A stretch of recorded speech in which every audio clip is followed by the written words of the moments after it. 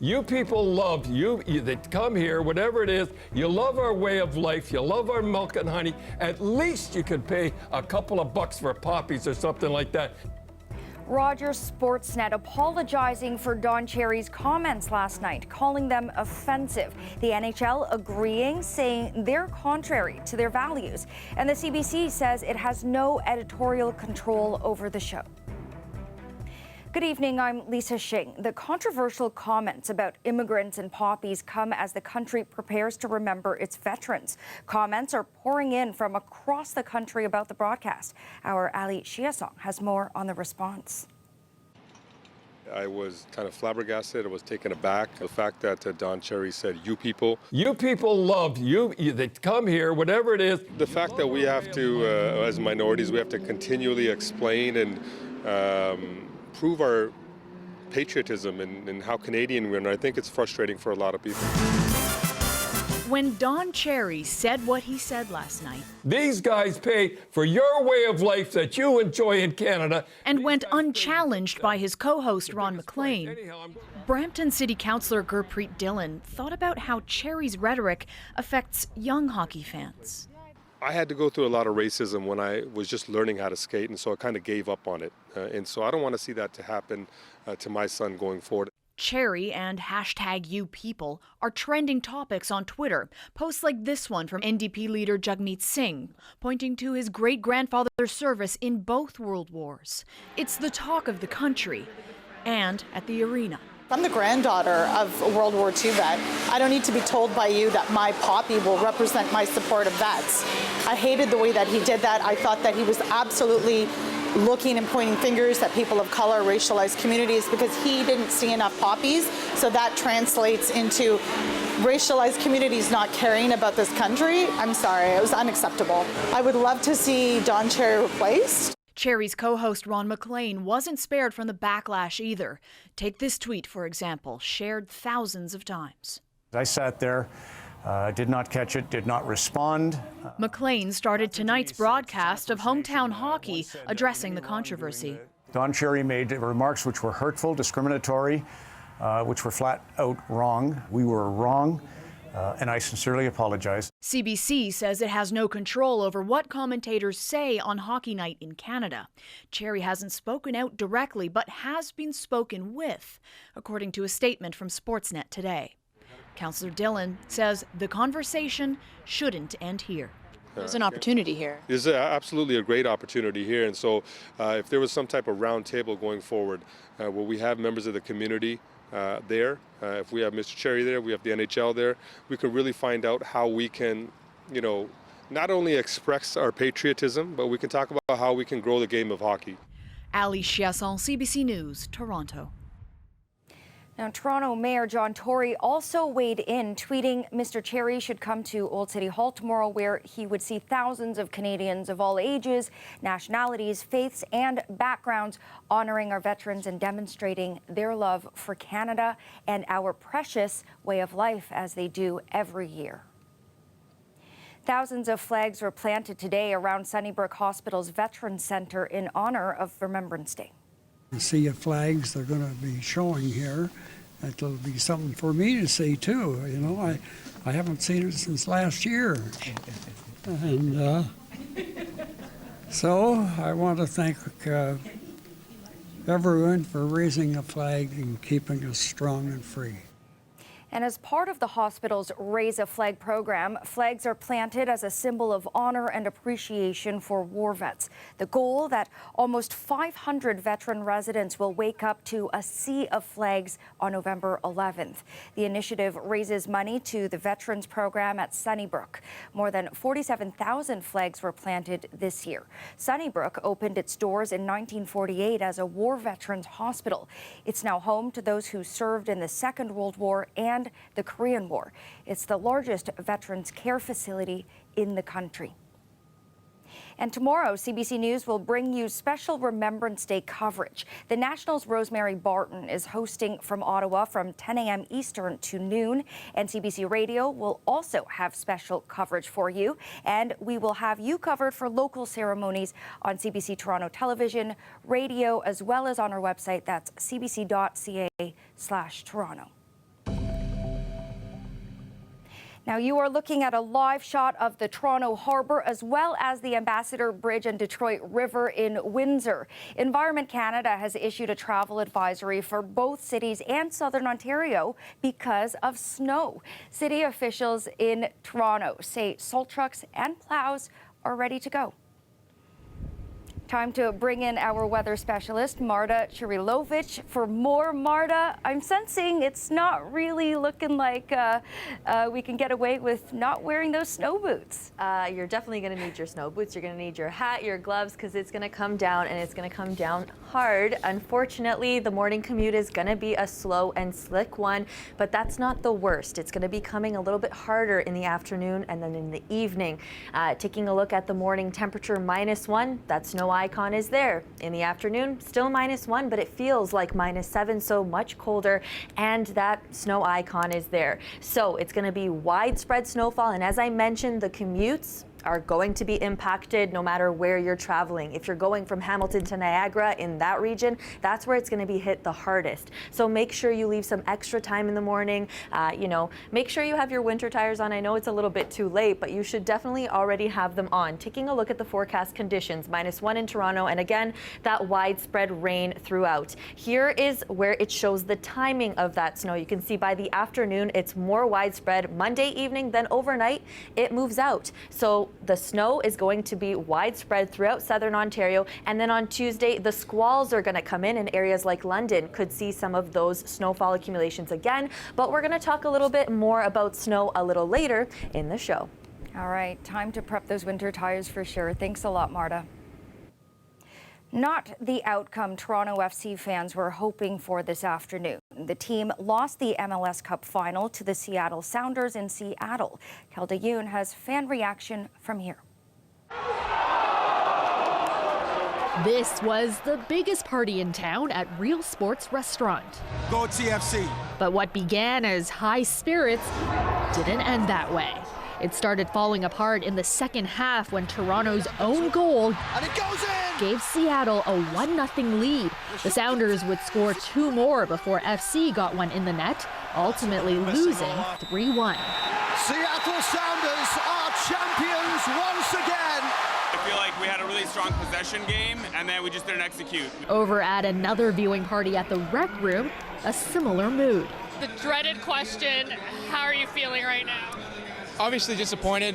Once we got to the finals and we played the way we did in the first half, I thought we really had a chance. But despite the disappointment, many fans here still holding their heads up high, still happy that the team made it this far, given their not so great start to the season. Nobody expected us to be here right now, and it's pretty exciting that we were, and they gave it their best. Shelley Spence has been a fan since the franchise started in 2005. She hopes the success of Toronto FC over the past few years will continue to help grow the sports fan base all across Canada. Football is a sport that crosses all boundaries, and with the multiculturalism in Canada, you really see different people being involved in soccer and supporting the team from everywhere. I would love to see Canada in the World Cup someday. Of course, everybody would. In the meantime, fans here are already looking forward to next season. So I think we're going to come back from this. We are going to win the MLS Cup next year. Kelda Yoon, CBC News, Toronto. Better luck next year. Now, it's common to see trucks lined up on the highways during rush hour, but for the long ones that come with more than one trailer attached, there are time restrictions for when they can be on the road. But as Magda Gebrselassie tells us, the Ontario government is looking to change that. This truck driver, who only has one trailer to contend with, can hit the highway during rush hour. And soon, drivers at the wheel of double trailers may be allowed to as well. The highway, it's okay, no problem, because the drivers who's driving on this truck, it's a specialist. Currently, these long combination vehicles are not allowed on the highways between 7:30 and 9 in the morning, or 4:30 and 6 p.m. in the afternoon. So now we're reducing the restrictions as to what time of day they can drive, so they can now drive during rush hour, as well as additional materials that they can carry. The Ontario government says the proposed changes are better for the economy, but these car drivers don't like what they hear. I don't think it's a good idea, especially for someone like myself who is afraid of driving on the highway. I don't do highway because I'm afraid of trucks. Like a very safe option to me. I think personally right now I don't feel safe having any large trucks on the highway during rush hour. Well, during rush hour, I don't like it. However, I understand that, trucking commerce has to be conducted. Mike Millian says safety won't be compromised. He's with the Private Motor Truck Council of Canada. For one, their speeds are limited to 90 kilometers an hour, and the accident ratio for long combination vehicles is significantly lower than the other vehicles that are out on the roadway.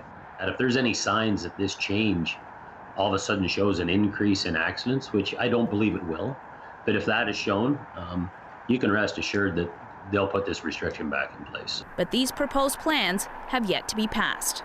Magda Ghebreselassie, CBC News, Toronto. Toronto police are investigating after a body was found in a vehicle that caught fire in Bluffers Park this afternoon. Police say the vehicle was burning in a parking lot at the foot of Brimley Road. Firefighters put out the fire, then discovered the body inside. Police say they considered the scene to be suspicious. It was dubbed the Mississauga Miracle when a freight train derailed, wreaking havoc on the city of Mississauga 40 years ago this weekend. We'll visit an exhibit being unveiled to commemorate the milestone. Stay with us.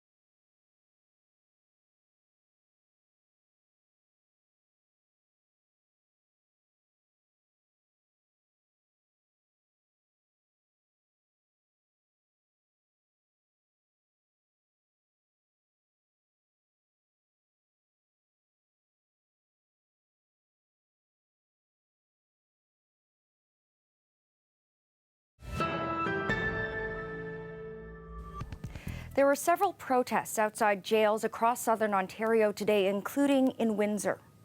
We've got 4 in a week in our county jail, in our jail. Like, it's ridiculous. When your son or your daughter goes into jail, you expect them to come out. Families who lost loved ones to drugs in jail gathered outside the Southwest Detention Centre, calling for change and for answers. So far, the province hasn't responded to their questions about how drugs got in. The union representing prison workers says healthcare shortages have been an ongoing challenge. Today is the 40th anniversary of the so-called Mississauga miracle, when a freight train derailed and rocked the city with a series of explosions. No one died, but 2/3 of the city's population was forced from their homes. Now a new exhibit revisiting a time many longtime and former Mississauga residents will never forget. Mike Wise has the story. Here is a special news report. A train carrying poisonous chemicals and gases is burning in the Toronto suburb of Mississauga. As ambulances arrived and departed, officials kept a close eye on a cloud of deadly chlorine gas rising from the site of the accident and moving toward the hospital with every shift of the wind. It's a night those who lived through won't forget. A fireball ripping through the suburban sky, visible 100 kilometers away. It certainly caught the attention of people attending Marie Lusinger-Busic's wedding reception. The worst thing happened is our guests leaving and finding that there's a red sky in Mississauga. Oh, what was going on over there? There's something, something is going on. She and her husband weren't even aware there was a train derailment on her wedding day until many of her guests showed up at a luncheon the next day after spending the night at an evacuation center. Some of these ladies were still in the same gowns and evening shoes and blaming us for the disaster that happened because they had no chance to go and change, but at least they get a warm meal. Her story is just one of many collected by museum curators in Mississauga as part of an exhibit showcasing artwork and memorabilia inspired by that fateful night. Because too, no one was really hurt. I think then you look back now and you have like a good feeling about it, the nostalgia, and we all came together and it was a success and we were put about our home. I remember this, but it wasn't like a big tragedy. That is why it's known as the Mississauga Miracle. Just before midnight, November 10th, 1979, a CP train carrying a number of dangerous chemicals derailed at Mavis Road. Several propane tanker cars exploded, rocking the immediate area. In the first 2 hours following the explosion, officials evacuated nearby neighborhoods. By 4 a.m., the area expanded again. More residents woken in the middle of the night. Many people heading to Square One, a makeshift evacuation center, still in their pajamas. By daylight, officials realized there was a potentially catastrophic danger lurking under those burning cars. A tanker car filled with deadly chlorine gas. Be prepared for a possible evacuation later on this evening. I repeat, be prepared for a possible evacuation later on this evening. Police started warning more residents to get ready to leave. With a cloud of smoke in the distance, ambulances started transferring patients out of Mississauga General Hospital or discharging them altogether. By 12:30, the evacuation zone expanded again, both the hospital and Square One being emptied. By 3:30, a good stretch of the city was told to leave. By midnight, just over 24 hours since the explosion, the evacuation order covered 240,000 people, stretching from the east end of Oakville to the west end of Etobicoke. Half an hour later, Mayor Hazel McCallion declared the city closed for business. I want the people to have up-to-date, factual information. No rumors, please. I don't know of any other thing that happened during my 36 years that was as serious and as demanding and as stressful as the Mississauga derailment. Mississauga was a ghost town, yet there were no reports of looting. Crews eventually managed to put out the fire, then repaired the tanker cars, removing the risk of the deadly chlorine gas escaping. After several days, residents who'd been living with friends or in makeshift shelters were told it was safe to go home. What's the first thing you're going to do when you get home? Make sure the water's hot. Have a shower. Take a bath? Yes. Get a bath. Well, wasn't this a holiday? Are you kidding? Everything looks great. We didn't get looted. That's good. This year's exhibit tries to capture that sense of returning to find hungry pets or dying plants.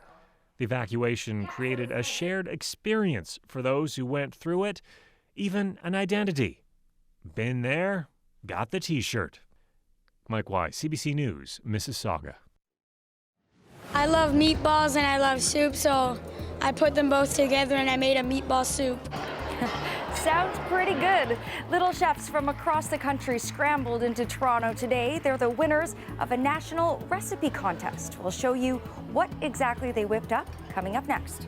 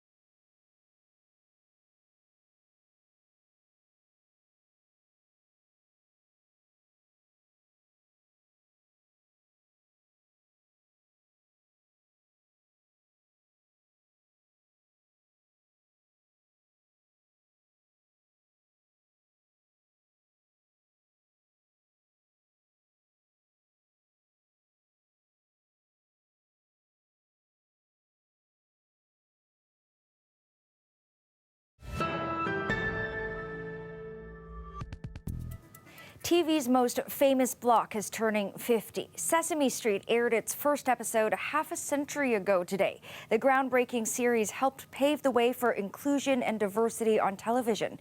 Yelena Adzik has more on the show's long and legendary history. Sesame Street was initially created with the goal of preparing less advantaged children for school. It was eventually translated into 70 languages and introduced to more than 150 countries, including Canada. Here is an archival gem of an announcement by CBC. One of the more fascinating additions to the morning hours will be what is perhaps the most interesting and acclaimed children's series ever made.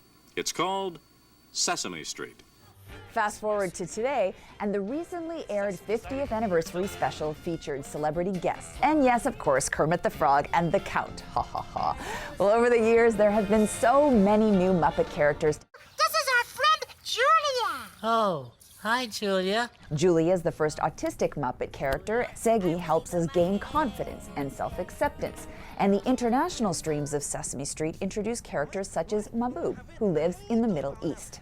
Whether the new character happens to use a wheelchair or is dealing with HIV, the show has always tapped into the issues of relevance at every stage of its 50-year run. From a financial standpoint, it hasn't always been easy for the ad-free children's program to stay on the air. At one point in this country, commercial pressure and Canadian content rules led to a creative solution: inject the American program with a distinctly Canadian currency. Our border has a caribou on it, and it's worth 25 cents. Oh yeah! The homegrown touches went so far as to replace the Z's with Z's, as well as give a warm welcome to new Muppets that hailed from Canadian cities. And the inventiveness continues on to this day. A new deal struck with HBO means a nighttime program with the cute name of the Not Too Late talk show with Elmo. Jimmy Fallon and Kimmel, consider yourself forewarned. After 50 years, there's still a lot going on Sesame Street. Yelena Adzik, CBC News, Toronto. And checking back in with Marta Chirilovich. Marta, there's no escaping winter now, is there? Nope, it's coming, and it's coming tomorrow, and it's coming widespread throughout Ontario. The commute in the morning is going to be impacted. It's going to be slow and slick, but it's the afternoon and evening hours that are going to be the most, the worst, I could say. Here at the Weather Network, we compiled a list of the top 10 November snowfall totals. Okay, you can see the third place right now is 16.5 centimeters. Well, in Toronto, we're anticipated to get 10 to 15, and it could be a little bit more than that, so we could well take the third spot. Now, Environment Canada issuing weather warnings, winter storm warnings, snowfall warnings, weather advisories. This is a colorful map, and these just got updated. So in conjunction with the winds, with the amount of snow in the short period of time, that's what these colors mean here. And this area in through Niagara is where it's going to be impacted the most with snowfall lake enhancement. Now take a look at the snowfall forecast. This is where we have some of the values on the board. So 10 to 15 centimeters in through the GTA, in through Niagara Fall area. That's where you could see 20 to 25 or more centimeters of falling. So definitely a lot of snow, and as I mentioned, in a short period of time. Now, talking about that lake enhanced snowfall. So as the wind comes across the lake, well, it gets lifted, and the chances of that snowfall falling in through the blue area here are higher, and that's where the greater snowfall amounts are going to be. So taking a look, just a closer zoomed in look at that map on the GTA. Again, Toronto, Mississauga, Oakville, 10 to 15 centimeters and 20 to 25 or more in Niagara Falls, inclusive of St. Catharines. Now on Tuesday, there is the chance for snow squalls. So you could see these bands just forming off of the lakes there. That's for Tuesday. So another round for those areas, and a quick look at the Toronto forecast a little later. All right, brace yourselves. Thanks a lot, Marta. 26 young chefs had a chance to showcase their healthy recipes at the 3rd annual Kid Food Nation Gala. It's a national recipe contest for kids hailing from every province and territory. The winners got to see their recipes prepared by professional chefs. One young chef from Brampton was excited to see his meatball soup get some much-deserved credit. I've been cooking for a few years now, and I finally won something for cooking, and I'm very happy about it. The contest is meant to celebrate healthy eating in Canada. Well, that's our show for you tonight. Thanks so much for watching. We'll leave you with a live look of the city tonight because snow is on its way. So make sure you bundle up tomorrow. Have a great night.